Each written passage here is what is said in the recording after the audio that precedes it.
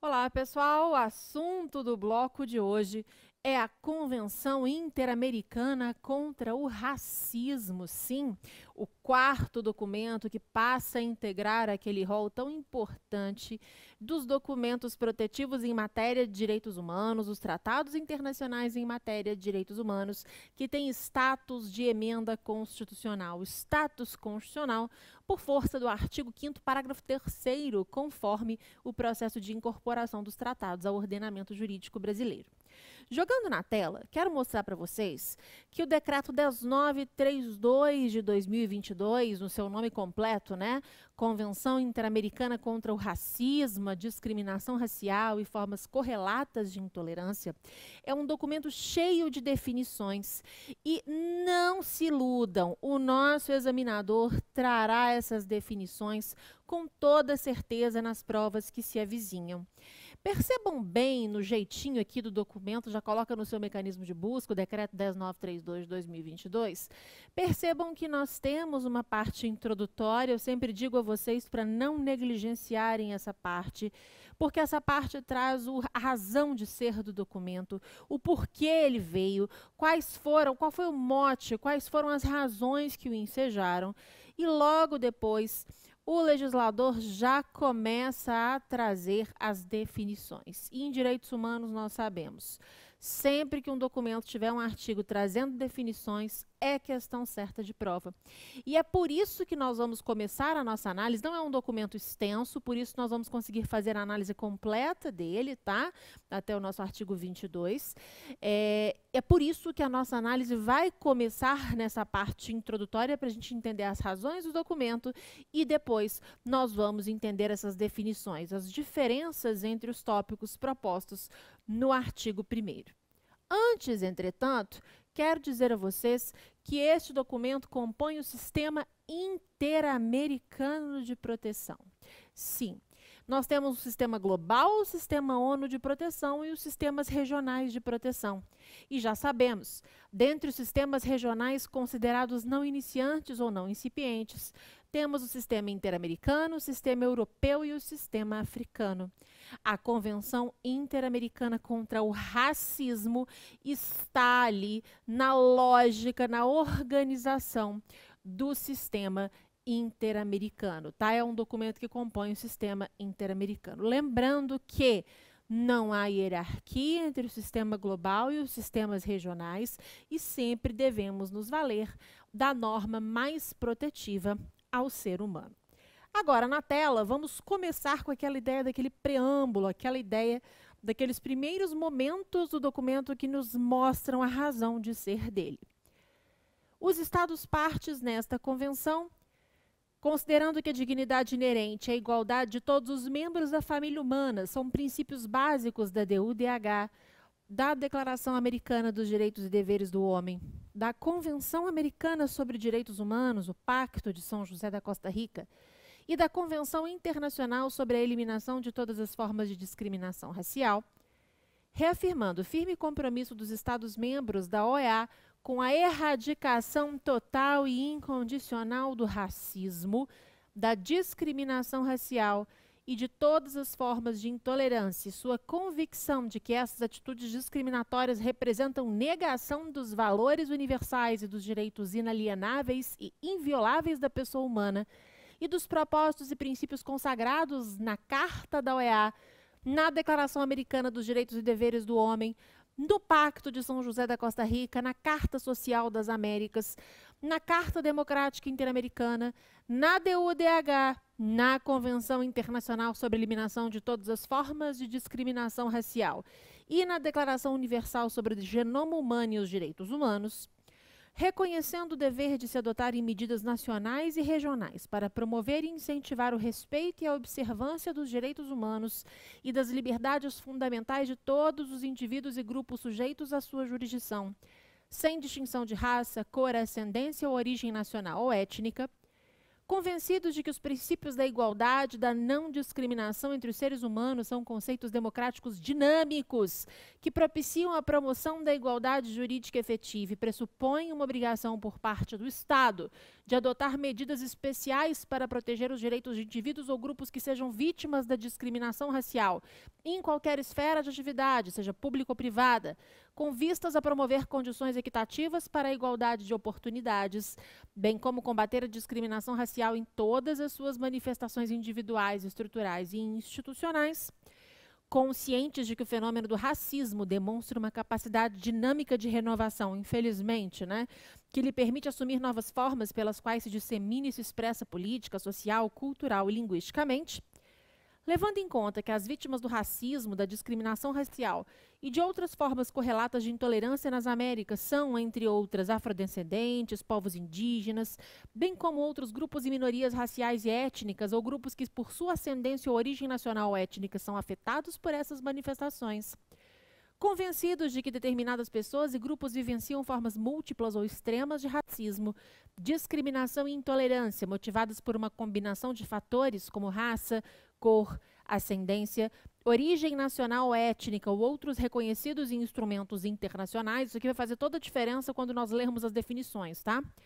Levando em conta que uma sociedade pluralista e democrática deve respeitar a raça, cor, ascendência e origem nacional ou étnica de toda pessoa, pertencente ou não a uma minoria, bem como criar condições adequadas que lhe possibilitem expressar, preservar e desenvolver sua identidade, considerando que a experiência individual e coletiva de discriminação deve ser levada em conta para combater a exclusão e a marginalização, com base em raça, grupo étnico ou nacionalidade, para proteger o projeto de vida de indivíduos e comunidades em risco de exclusão e marginalização.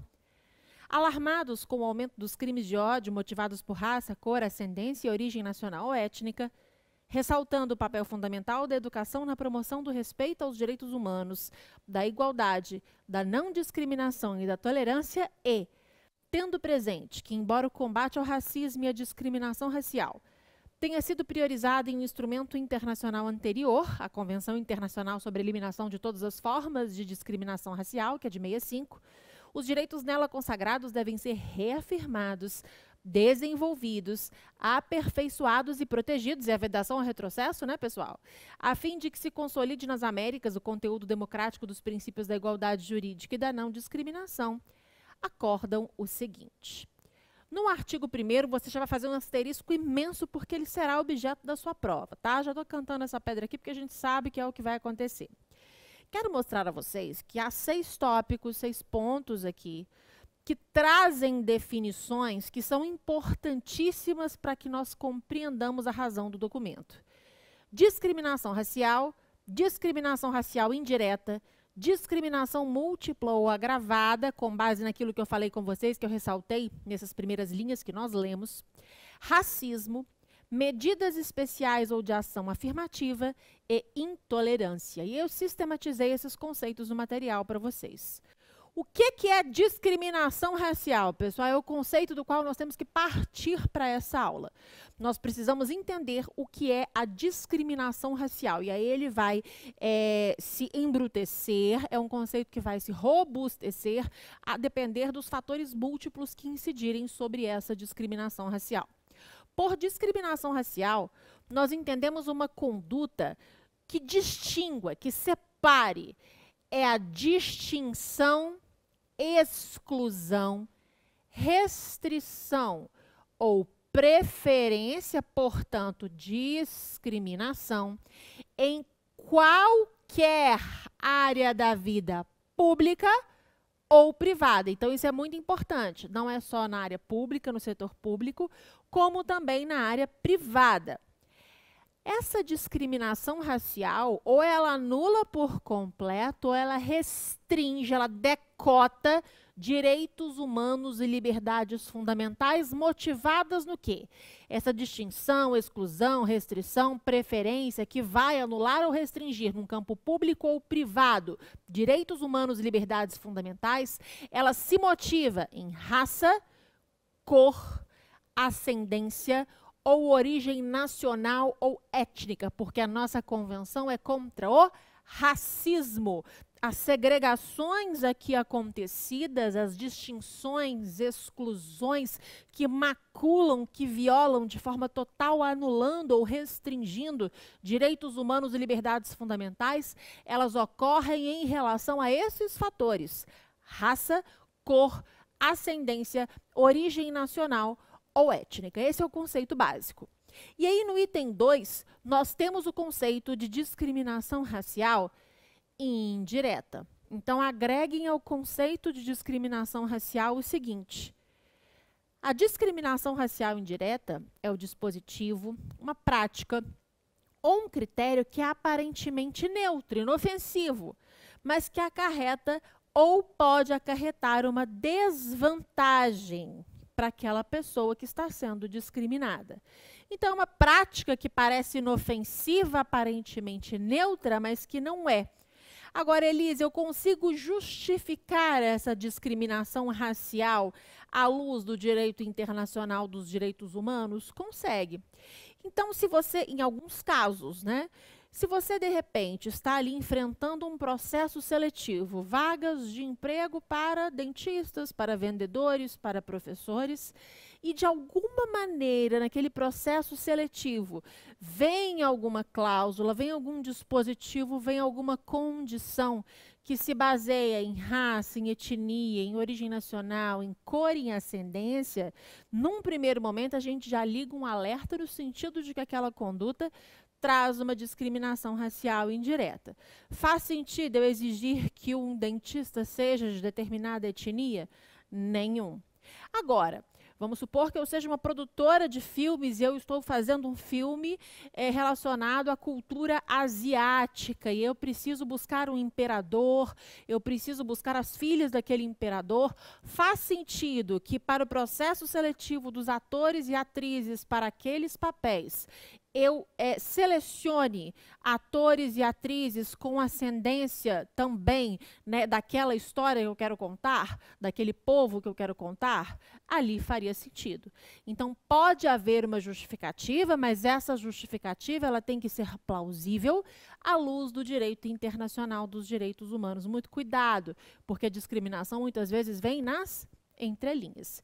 Então, o conceito de discriminação racial indireta busca carona no conceito de discriminação racial, lembrando que essa prática, esse critério, essa condição, esse dispositivo aparentemente é neutro, mas que pode acarretar uma desvantagem. Pode ser justificado? Sim, no exemplo como que eu trouxe para vocês. E a discriminação múltipla ou agravada? É aquela discriminação que se baseia de modo concomitante, então ela é múltipla. Ela é agravada, ela é isso aqui, mas ela tem um plus, porque ela se baseia de modo concomitante em 2 ou mais critérios. E onde é que a gente busca o substrato disso? Naquela leitura que eu fiz, e que eu recortei para vocês, convencidos de que determinadas pessoas e grupos vivenciam formas múltiplas ou extremas de racismo, discriminação e intolerância, motivadas por uma combinação de fatores como raça, cor, ascendência, origem nacional, étnica ou outros reconhecidos instrumentos internacionais. Sim, existem pessoas que fazem parte de mais de um grupo e que sofrem essa discriminação de forma múltipla, de forma agravada. Então, esse conceito também está previsto aqui no item 3 do artigo 1º. E o que é o racismo, pessoal? Racismo, para efeitos, lembra que esses conceitos todos são sob a ótica da Convenção Interamericana, são sob a ótica do Decreto 10932. O racismo é a teoria, é uma doutrina, é uma ideologia, é um conjunto de ideias que vincula características fenotípicas ou genotípicas e traços intelectuais, culturais e de personalidade. O racismo, ele pressupõe a superioridade racial cientificamente justificada, e a ciência já provou isso há muito tempo, que não existe essa superioridade racial. Foi exatamente nisso que Hitler se baseou para a doutrina nazista, né, para implantar a doutrina odiosa, a doutrina nazista. Então, racismo é uma teoria, é uma ideologia, é uma doutrina, é um conjunto de ideias que se baseia em características fenotípicas de descrição, né, de descrição morfológica, física, altura, estrutura do cabelo, cor da pele, formato dos olhos, tamanho do nariz, enfim, se baseia nessas questões para justificar superioridade racial, né? Repito, a ciência já demonstrou que isso não faz qualquer sentido. Então, essa é a ideia do racismo. Lembrem-se que racismo é ideologia, é uma doutrina, é uma teoria. Medidas especiais ou de ação afirmativa. Elas têm a finalidade de assegurar o gozo ou o exercício de direitos humanos e liberdades fundamentais em condições de igualdade. Direitos humanos e liberdades fundamentais esses e essas, né, que muitas vezes são maculados, vilipendiados, deixados de lado em razão dessa discriminação.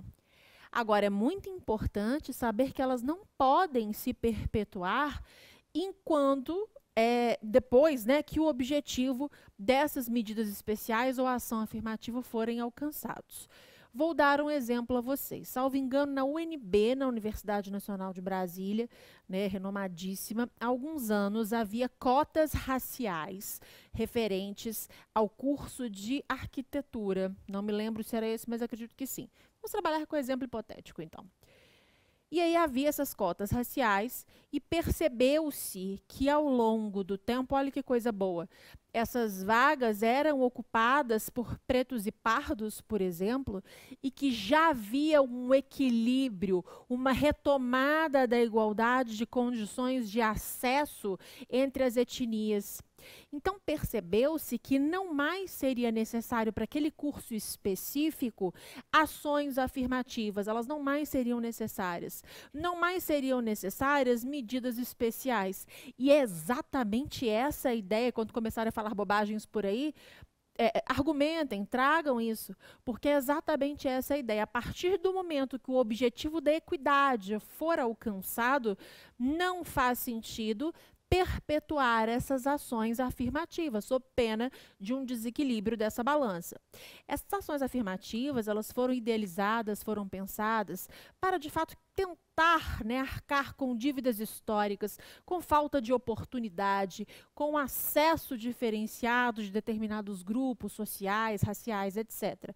Mas, repito, tão logo isso seja atingido e consiga se protrair no tempo, nós conseguimos, e esse é o grande sonho, né, o grande objetivo, nós conseguiremos, sim, evitar que isso aconteça. Por quê? Porque o acesso vai ser facilitado para todo mundo. Agora, enquanto isso é necessário? Claro que é necessário que aconteça.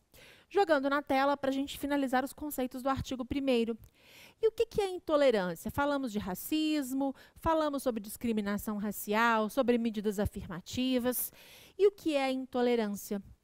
Intolerância é a ação de desrespeito, de rejeição, de desprezo à dignidade, características, convicções ou opiniões de pessoas por serem diferentes ou contrárias. Manifesta-se por marginalização ou violência contra grupos em condição de vulnerabilidade. Aí, muito cuidado com o discurso, porque acontecem, né, bobagens, absurdos como racismo às avessas, que a gente ouve por aí, não. O pressuposto da conduta de intolerância é essa marginalização, essa violência contra grupos oprimidos, que estão em condição de vulnerabilidade, porque a gente não oprime o opressor, a gente não oprime aquele que historicamente está num patamar mais avançado, num patamar de mais oportunidades, não. Aqui a gente está falando de vulnerabilidades. Então, quando nós conversamos sobre intolerância, nós falamos sobre um desrespeito, sobre um desprezo, sobre uma rejeição a condutas, práticas, características, convicções de pessoas que estão inseridas, que estão incertas com S de inserida e não incerta de incerteza, incertas nesses grupos sociais em condição de vulnerabilidade. Exemplo, intolerância religiosa contra praticantes de religiões de matriz africana. Tá? São grupos em condição de vulnerabilidade no nosso contexto? Claro que são. Então, tomem muita cautela para não propagar ideias que não correspondem com a definição de intolerância. Lembrem-se do pressuposto da condição de vulnerabilidade. Repito, O artigo 1º tem que estar muito claro na cabeça de vocês para as provas, porque ele será cobrado nos próximos concursos, eu não tenho nenhuma dúvida disso. Vamos agora continuar aqui no documento. Eu trouxe algumas proposições gerais sobre o documento, eu quero fazer esse apanhado com vocês e depois nós vamos olhar os artigos em si, vamos localizar algumas referências que colocamos no material. Primeiro, existe na Convenção Interamericana contra o Racismo uma parte que fala sobre os deveres dos estados. E eu ressaltei a vocês que os estados devem garantir às vítimas dessas condutas de intolerância, de racismo, de discriminação racial, um tratamento equitativo e não discriminatório. Além disso, o acesso igualitário ao sistema de justiça, processos ágeis e eficazes e reparação justa, sim, está prevista nos âmbitos civil e criminal. Então, o Estado, de alguma forma, tentando reparar, tentando auxiliar essa vítima no tratamento das suas mazelas. Outro ponto que merece o nosso destaque é a promoção da cooperação internacional. Não há limitação à legislação interna ou internacional que seja mais ampla. Então, funciona da seguinte forma. Como o tema é muito complexo, como o tema, infelizmente, é muito presente, ele se reinventa, né? A cada dia mais condutas de ódio, de intolerância, de discriminação são propagadas aí pelo mundo. A gente vê um festival disso. Repito, infelizmente, com muito pesar, é necessário que haja cooperação internacional para combater esse tipo de conduta. E aí você pode me perguntar, Elisa, e se tiver uma legislação interna que seja mais protetiva em determinado país? No Brasil, por exemplo, tem um dispositivo na lei de racismo, tem um dispositivo que traz algo mais protetivo. Ou na legislação internacional, um outro documento, seja no sistema global, seja no sistema interamericano, que seja mais protetivo. A gente tem que ficar adstrito aos limites do decreto 10932? Nós temos que ficar adstritos a esses limites? Claro que não. Lembrem-se sempre da proteção mais eficiente ao ser humano, das normas mais favoráveis aos indivíduos. Então, o decreto 10932 de 2022, a Convenção Interamericana contra o Racismo, não limita a legislação internacional ou interna que seja mais protetiva. Não se esqueçam disso, que é uma ótima assertiva de prova também. Voltando para a tela. Existe também lá, a partir do artigo 15, que vai mencionar a Comissão Interamericana, né, que está lá no Pacto de São José, mas a partir do artigo 15 fala-se sobre um Comitê Interamericano para a Prevenção e Eliminação do Racismo, da discriminação racial, vou até grifar aqui, e todas as formas de discriminação e intolerância. E esse comitê será composto por um perito nomeado por cada Estado-parte, que tem uma atuação independente. Embora seja nomeado por cada Estado-parte, esse perito agirá a título pessoal, esse perito agirá por conta independente, por conta das suas convicções, do seu saber em relação àquela matéria. E para finalizar os recortes que eu fiz, depois, repito, voltaremos ao documento, admite-se denúncia na Convenção Interamericana contra o Racismo. O que é essa denúncia? Nos tratados internacionais, nos multilaterais, né, que nos bilaterais isso não é possível, e depois já explico por quê. Nos tratados internacionais, que tem vários Estados-partes, como é o caso da Convenção Interamericana, pode haver a previsão de denúncia. Denunciar um tratado é quando o Estado fala, deu, pessoal, para mim, chega, já estou saindo, não quero mais fazer parte desse documento. Isso é possível? Havendo previsão, é possível. Agora, o Estado simplesmente pega a bola e sobe do play? Claro que não, porque suscitaria um terreno muito valoroso para violação de direitos humanos. Concordam comigo? Então, o que esse Estado tem que fazer? Segundo os termos da Convenção Interamericana contra o Racismo, os efeitos da denúncia, eles contam 1 ano após da data do instrumento do depósito. Então, tem que ter uma organização.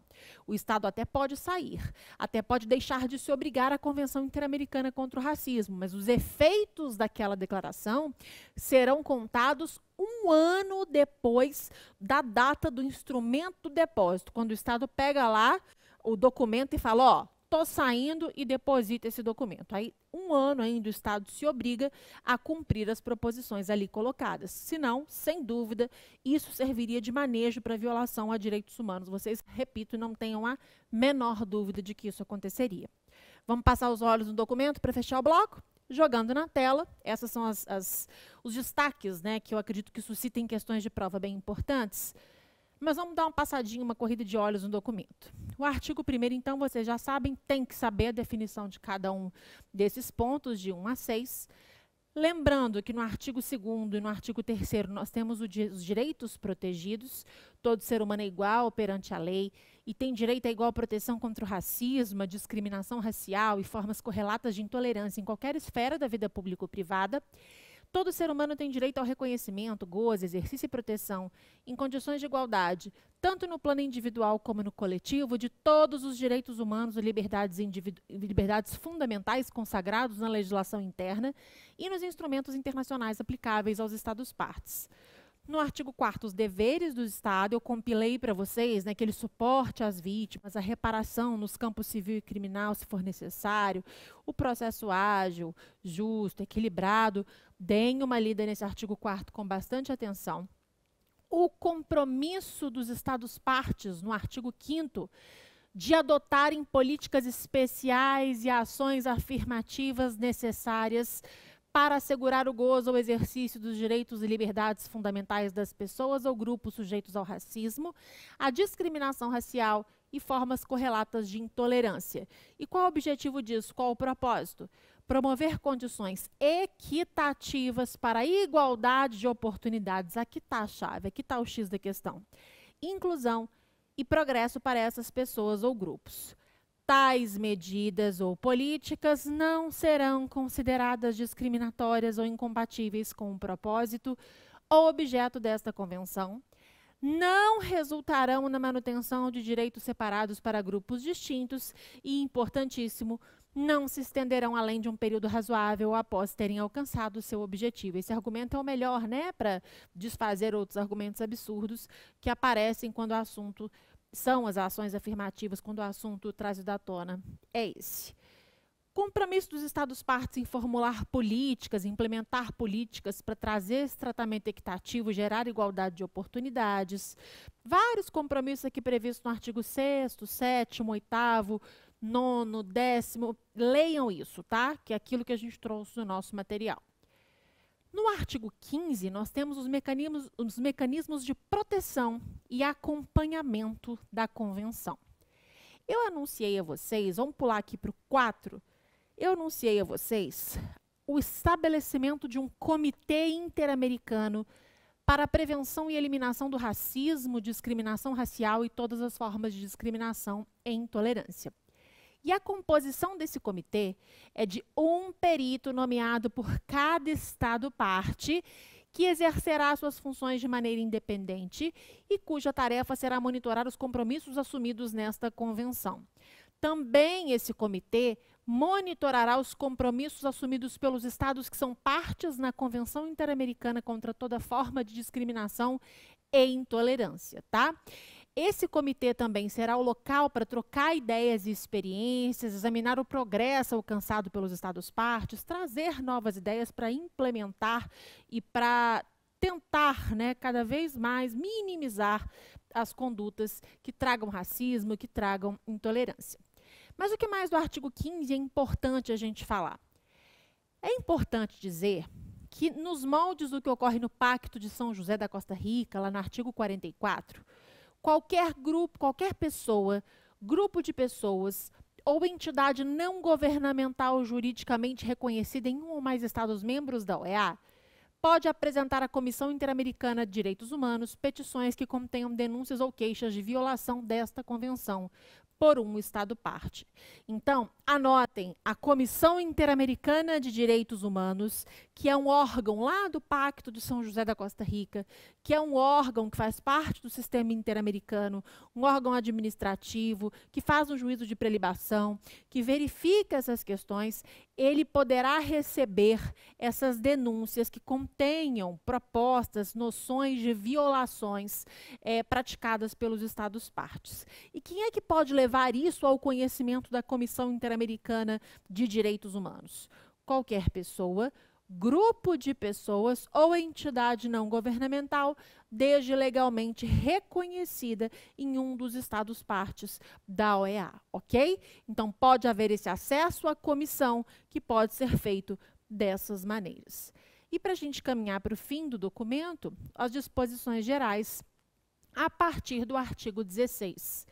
Aquilo que eu disse a vocês, nada nessa convenção será interpretado no sentido de restringir ou limitar a legislação interna de um Estado-parte que ofereça proteção e garantias iguais ou superiores às estabelecidas nesta convenção. E, da mesma forma, não serão limitados dispositivos previstos em convenções internacionais sobre direitos humanos que ofereçam uma proteção igual ou superior nessa matéria.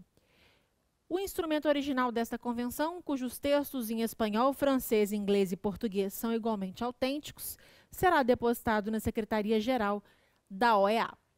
Assinatura e ratificação. Esta convenção está aberta a assinatura e ratificação por parte de todos os Estados-membros da OEA e, uma vez em vigor, será aberta a adesão de todos os Estados que não a tenham assinado naquele primeiro momento.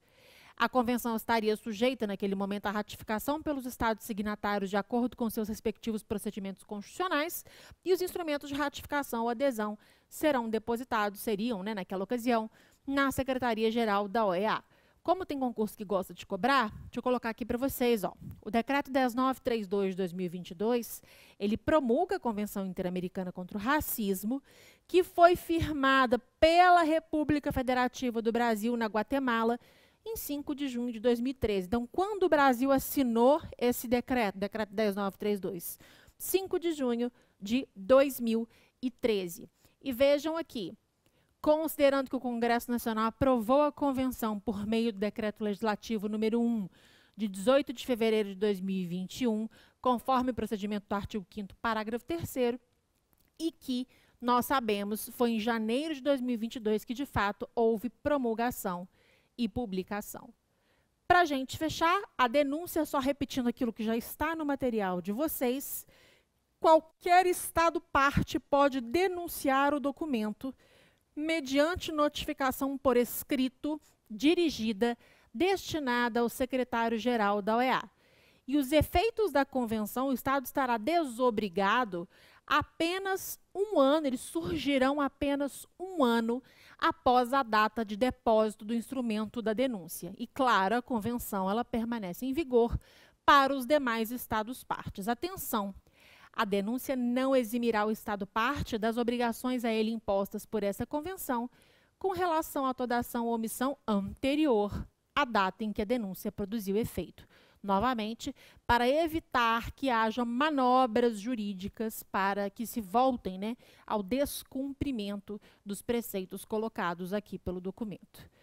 Fechando o artigo 22, qualquer Estado-parte poderá submeter à consideração dos Estados-partes reunidos em Assembleia Geral projetos de protocolos adicionais a esta convenção, com a finalidade de incluir gradualmente outros direitos em seu regime de proteção. Cada protocolo determinará a maneira da sua entrada em vigor e se aplicará somente aos Estados que nele sejam partes. Com base em que isso? Com base na chamada vedação ao retrocesso, com base na inexauribilidade, na complementariedade dos direitos humanos.